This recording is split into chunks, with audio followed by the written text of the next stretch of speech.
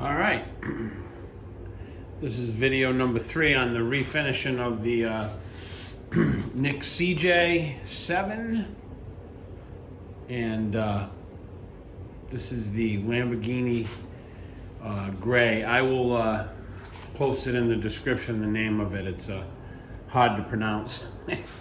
I'm not going to try it right now.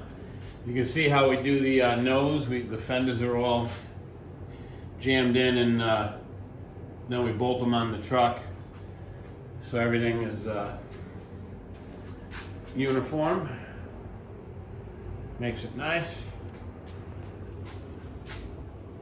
Give you a little idea how she came out.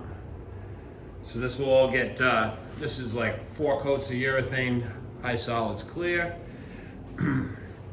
about 4 coats of base, and it'll all get ultra fine and buffed. Let's see, I'll go up and show you the tailgate. There's a tailgate. Come on, pretty slick. And yeah, a little walk around. So the engine compartment is going to be as clean as the outside. All right. Palm Beach Customs, John Russo. We'll see you on the next video. Take care.